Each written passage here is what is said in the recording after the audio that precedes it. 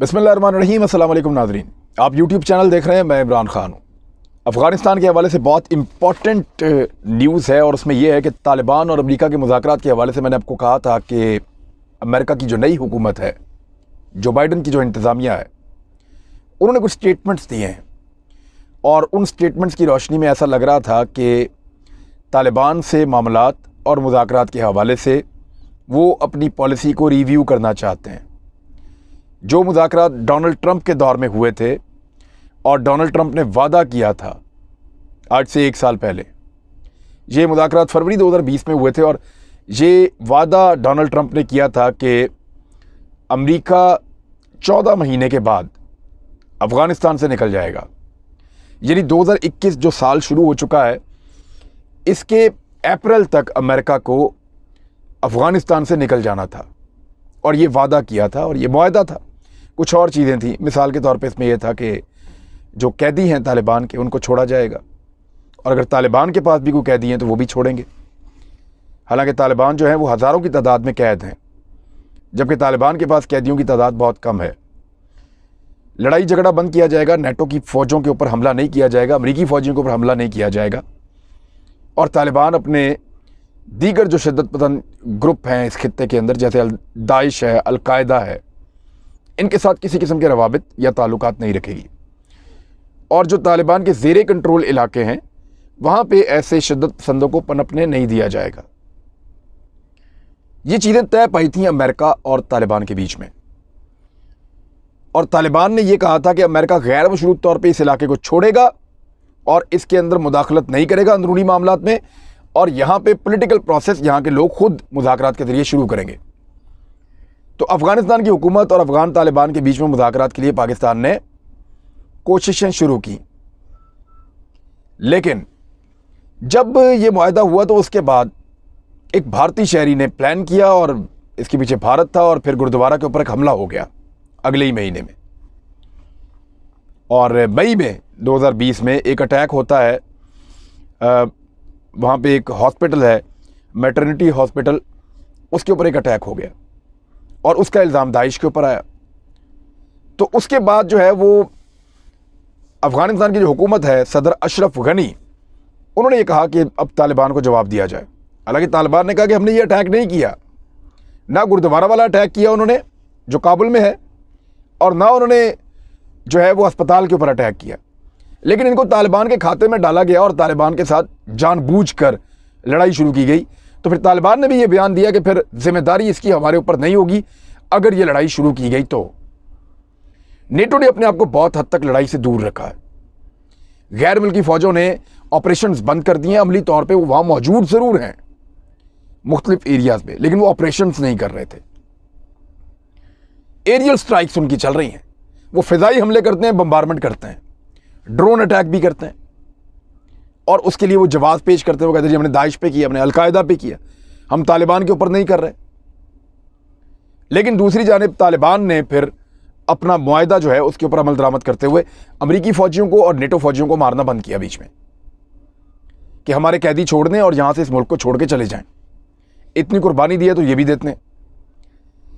लेकिन अफ़गान हुकूमत के साथ उनके हालात ख़राब हो गए और वो अफ़गान जो नेशनल गार्ड्स हैं या उनकी जो फ़ौज है, नेशनल सिक्योरिटी फोर्सेस जो हैं अफ़गानिस्तान की, उनके ऊपर उन्होंने अटैक किया और वो दू बदू एक लड़ाई उनकी चलती रही।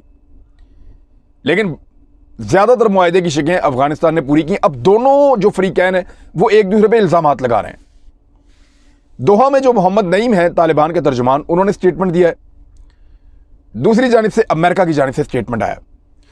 इन दोनों बयानात को अगर आप देखें तो इन दोनों ने कुछ 4-4, 5-5 नुकात पे इल्ज़ामात लगाए एक दूसरे पे। पहले आप देखें कि अमेरिका ने तालिबान पे क्या इल्ज़ामात लगाए, फिर मैं आपको बताऊंगा कि तालिबान ने अमेरिका पे क्या इल्ज़ामात लगाए। अमेरिका का ये कहना है कि तालिबान मुआहदे की पासदारी नहीं कर रहा जो मुआहदा हमने उनके साथ किया था। दूसरा वो ये कह रहा है कि अल-कायदा और शिद्दत पसंदों के खिलाफ हमने कहा था कि आपने ताल्लुकात उनसे ख़त्म करने और अपने इलाकों में उनको आपने ऑपरेट नहीं करने देना, लेकिन तालिबान ऐसा नहीं कर पा रहे। तीसरा उन्होंने कहा कि दहशतगर्दी जो है वो तालिबान बदस्तूर कर रहे हैं, उसको इन्होंने तर्क या ख़त्म नहीं किया।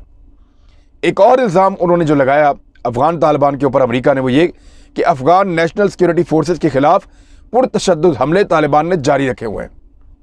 हालांकि ये हमले पहले अफगान हुकूमत ने अनाउंस किया, बाद में तालिबान ने किया। अब तालिबान ने भी इल्ज़ामात लगाए हैं। तालिबान के जो इल्ज़ामात हैं अमेरिका के ऊपर वो ये हैं, अमेरिका मुआहदे की मुसलसल खिलाफ वर्जी कर रहा है।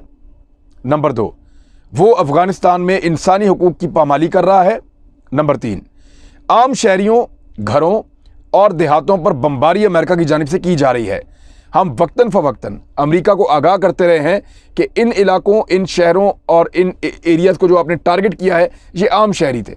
हम डाटा तालिबान जो है वो कह रहे हैं कि हम देते रहे हैं, अमेरिका को आगाह करते रहे हैं, ख़बरदार करते रहे, लेकिन इसके बावजूद अमेरिका ने इस रविश को नहीं बदला और वो बहुत बड़े पैमाने पे कोलैटरल डैमेज कहकर आम शहरियों को मार रहा है। कोलैटरल डैमेज कहते हैं कि अगर आप किसी एक स्पेसिफिक टारगेट को अचीव करना चाहते हैं, मिसाल के तौर पे एक घर है, वहाँ पे तालिबान के 2 रहनुमा आके छुपे हैं, या दाइश के 2 लोग आके छुपे हैं, या 2 दहशतगर्द हैं वहाँ पे छुपे हुए हैं, तो आप उसके ऊपर एक बम मारते हैं और उस बम के धमाके में उस मोहल्ले के और आसपास के 20-25 लोग शहीद हो जाते हैं। तो अमेरिका इसको कहता है, ये जो इसके लिए जो टर्म इस्तेमाल की जाती है उन लोगों के मारे जाने, कोलैटरल डैमेज, कि ये वो कोलैटरल डैमेज है जो हुआ है। इसके ऊपर अमेरिका ने एक फिल्म भी बनाई है, कोलैटरल डैमेज, हॉलीवुड ने, आप जाकर उसको देख भी सकते हैं। बहरहाल ये जो कोलैटरल डैमेज के नाम के ऊपर जो आम शहरियों को, घरों को, देहातों पे बम्बारमेंट हो रही है, तालिबान कह रहे हैं कि हमने बहुत दफ़ा समझाया, आगाह किया, लेकिन अमेरिका बाज नहीं आ रहा। चौथा इल्ज़ाम उन्होंने ये लगाया कि अमेरिका इन हरकतों से बाज आने की बजाय उल्टा अफ़गानिस्तान के जो तालिबान हैं उनके ऊपर इल्ज़ामात लगा रहा है, और उनके लगाए जाने वाले इल्ज़ामात की वजह से हमारा जो पीस प्रोसेस है उसके अंदर रखना पड़ रहा है, जो अमन का अमल है वो ख़राब हो रहा है। पांचवा, उन्होंने ये कहा कि जो कैदियों के तबादले का कहा था अमेरिका ने, इंतहाई सुस्त रवि है, बल्कि ना होने के बराबर है। अमेरिका ने कैदियों को छोड़ने में और अफ़गानिस्तान की हुकूमत के साथ इस बारे में मामलात को आगे बढ़ाने में कोई ख़ास दिलचस्पी नहीं दिखाई। अब ये वो इल्ज़ामात हैं जो तालिबान ने लगाए। जो इल्ज़ामात लगाए अमेरिका ने वो भी मैंने आपको बताया, जो तालिबान ने लगाए वो भी मैंने आपको बताया। ये हालात को ख़राब कौन कर रहा है? कौन चाहता है कि यहाँ जंग लगी रहे, और कौन ऐसा है जो चाहता है कि यहाँ से जंग ख़त्म हो जाए? और जंग ख़त्म करने का या अमेरिका के यहाँ से निकलने का असल तरीका और ठीक तरीका क्या है, इस पे बात करते हैं सिर्फ 2-3 मिनट में। भारत की ये ख्वाहिश है कि अफ़गानिस्तान में अमन ना हो। इसराइल भी ये चाहता है कि अफ़गानिस्तान में अमन ना हो, और अमेरिका के अंदर भी बहुत बड़े पैमाने पे लोग ये चाहते हैं कि उनकी फ़ौजें कुछ हद तक अफ़गानिस्तान के अंदर एंगेज रहें, वहाँ पे अमन ना हो। और अफ़गान हुकूमत ये चाहती है कि यहाँ पे अमेरिका या नेटो अगर यहाँ से निकल गए तो उनके लिए मुसीबत बन जाएगी, वो भी चाहते हैं अमन ना हो। तो ये 4 जो अमन के दुश्मन हैं, ये लगातार कोई ना कोई ऐसी हरकत करते हैं जो तालिबान के खाते में डाल देते हैं बात, या तालिबान को दीवार से लगाते हैं, वो रिस्पॉन्ड करते हैं तो उनके खाते में डाल देते हैं। मीडिया सारा इनके कंट्रोल में है तो ये चीज़ों को कंट्रोल भी करते हैं, तालिबान पे एलिगेशन भी लगाते हैं, उनको बुरा कहते भी हैं और अटैक भी करते हैं, ताकि इस खित्ते में अमन ना हो। इनको फ़ायदा क्या है? देखें, भारत का मसला ये है कि अगर अफ़गानिस्तान में अमन हो गया तो इस खित्ते के लोग और मुसलमान फौरी तौर पे कश्मीरियों की मदद के लिए आगे बढ़ेंगे। दूसरा सबसे बड़ा हल तलब अहम तरीन मसला जो है वो कश्मीर का है। सारा फोकस उधर आ जाएगा, भारत पे दबाव बढ़ जाएगा, लिहाजा भारत ये सोचता है कि अमन नहीं होना चाहिए, इसलिए वो ये कर रहा है। इसराइल क्यों ऐसा सोचता है? इसराइल का प्रॉब्लम पाकिस्तान है। वो पाकिस्तान को हर हाल में एंगेज देखना चाहता है, परेशान देखना चाहता है। अफ़गानिस्तान में अमन के बाद पाकिस्तान को बहुत बड़े माशी फ़ायदे होंगे।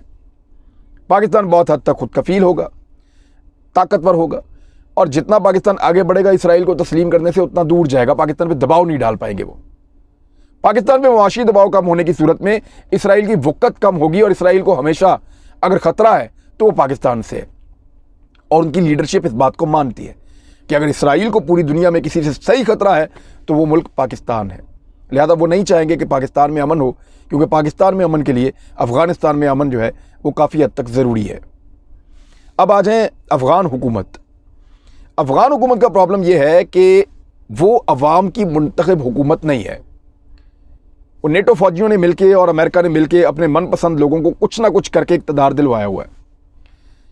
अब अगर ये यहाँ से चले जाएंगे और दोबारा वहाँ पे इंतखाबात होंगे तो फिर ये मुंतखब नहीं हो पाएंगे।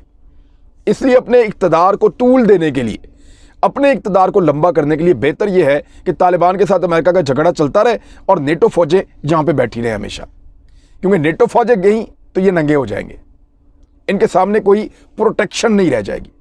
तो ये एक वजह है कि अफगान हुकूमत भी नहीं चाहती। अमेरिका में बहुत सारे लोग हैं जो इस किस्म की सोच रखते हैं कि अफगानिस्तान को कंट्रोल करना चाहिए, इस खित्ते में बैठना चाहिए, क्योंकि चाइना को कंट्रोल करने के लिए बहुत ज़रूरी है। अब कौन है जो चाहता है कि अमेरिका यहाँ से चला जाए? नंबर एक, तालिबान ये चाहते हैं, अफगान शहरी ये चाहते हैं कि अमेरिका और नेटो फौजें यहाँ से निकल जाएं ताकि हम अपने मामलात को खुद हल करें। पाकिस्तान ये चाहता है कि वो यहाँ से निकल जाए और ये खित्ता अमन की तरफ खुद ही बढ़े। यहाँ के लोग फैसला करें कि हमने इस मुल्क को कैसे चलाना है। जब अमन आएगा, गैर मुल्की चले जाएंगे, तो अमन का फ़ायदा पाकिस्तान को होगा। पाकिस्तान चाहता है चला जाए। चाइना ने एक बहुत बड़ा तजारती मरकज़ बनाना है इस एरिया को। अमेरिका जब तक यहाँ पे बैठा है, ये गैर महफूज है ये खित्ता, क्योंकि वो जंगी फौजी लेकर आया, जंगी साजो सामान लेकर आया। तो इस पूरे खित्ते को इकट्ठा करने के लिए और वन बेल्ट और रोड का जो मंसूबा है उसको मुकम्मल करने के लिए, या सी पैक के समरात चाइना तक पहुँचें, पाकिस्तान तक पहुँचें, मिडल ईस्ट तक पहुँचें, अफगानिस्तान तक पहुँचें, सेंट्रल एशिया तक पहुँचें, तो इसके लिए वहाँ पे अमन चाहिए अफगानिस्तान में, और नेटो फौजों को जाना होगा। तो चाइना भी ये चाहता है, रशिया भी ये चाहता है कि जिस मुल्क में मुझे जलील करके निकाला गया वहाँ से अमेरिका भी जलील होकर निकलना चाहिए। अमेरिका की सोच ये है कि जलील होकर निकलने से बेहतर है ज़रा होल्ड कर लें थोड़ी देर और। अगर उजलत में निकलेंगे तो दो एलिगेशन लगेंगे। नंबर एक, अमेरिका एक जंग और हार गया। दूसरा, अमेरिका जंग का मलबा दोबारा छोड़ के भागा है और यह बदअमनी अमेरिका की वजह से है। अमेरिका पे ये इल्ज़ाम लगता है ना, जब वो पहले अफगानिस्तान को छोड़कर गए थे, जब पाकिस्तान ने रशिया को तोड़ दिया था तालिबान के साथ मिलकर, उस वक्त अमेरिका उजलत में यहां से भागा और ऐसा बारूद छोड़ के गया कि अगले 5 साल तक जंग लगी रही और ग्रुप से एक दूसरे को मारते रहे। तो अमेरिका नहीं चाहता कि ये तोहमत उनके ऊपर दोबारा लगे और वो बड़े तरीके से यहां से निकलें। ना सिर्फ उनके निकलने में उनकी इज्जत बचे, बल्कि यहां के हालात भी जो है वो बेहतर हो। ये अमेरिका की सोच है, पॉलिटिकल सोच। लेकिन जो अमेरिका के बहुत सारे थिंक टैंक हैं, उनको लगता है कि चाइना को कंट्रोल करने के लिए और सी पैक पे नज़र रखने के लिए, या अपनी मईशत को मुस्तहकम रखने के लिए और सस्ते रॉ मटेरियल तक एक्सेस के लिए, अमेरिका को यहाँ पे लगातार बैठना पड़ेगा। स्ट्रेंथ कम कर दें, लेकिन बंदे यहाँ पे होने चाहिए, कंट्रोल यहाँ पे होना चाहिए। तो ये मैंने आपको दोनों तरफ की बात बताई कि अमेरिका क्या सोच रहा है, तालिबान क्या सोच रहा है। अमेरिका के इल्ज़ामात क्या हैं, तालिबान के इल्ज़ामात क्या हैं, और दोनों तरफ के लोग, उनके अमन के हमायती कौन है और बदअमनी के हमायती कौन है। यानी भारत, इसराइल, अफगान हुकूमत और कुछ अमेरिकन और दीगर कुछ और लोग हैं, वो नहीं चाहते कि यहाँ पे अमन आए इस खित्ते में। इसी तरह पाकिस्तान ये चाहता है कि अमन आ जाए, चाइना चाहता है, रशिया चाहता है, तुर्की चाहता है, ईरान चाहता है। जो खित्ते के अहम तरीन ममालिक हैं वो चाहते हैं कि यहाँ पे अमन आए अफगानिस्तान में, और उस अमन का फ़ायदा पूरे खित्ते को होगा तिजारत की सूरत में और डेवलपमेंट की सूरत में, क्योंकि इस खित्ते में नौजवानों की तादाद बहुत ज़्यादा है और इनको सिर्फ टेक्निकल हैंड्स बनाने की ज़रूरत है, उनको सपोर्ट देने की ज़रूरत है, एक पॉलिसी बनाने की ज़रूरत है। चाइना ने एक बहुत बड़ी गेम का आगाज़ किया है और उस गेम में उसने पूरे खित्ते के तमाम ममालिक को शामिल किया है। तो अफ़गान अमन अमल अमेरिका से ज़्यादा इस खित्ते के मुल्कों के लिए अहम है। शायद इसलिए अमेरिका बहुत जल्दी वहाँ से निकलना नहीं चाहता। लेकिन अगर अमेरिका यहाँ से नहीं निकलेगा तो तालिबान क्या चुप रहेंगे? वो इंतज़ार कर रहे हैं डेडलाइन ख़त्म होने का। अगर डेडलाइन ख़त्म होती है और अमेरिकन फ़ौजी और नेटो यहाँ पे मौजूद रहते हैं तो फिर जंग शुरू होगी नए सिरे से, इसका बहुत इम्कान है। अपना ख्याल रखिएगा, अपने इस चैनल का भी। अल्लाह हाफ़िज़।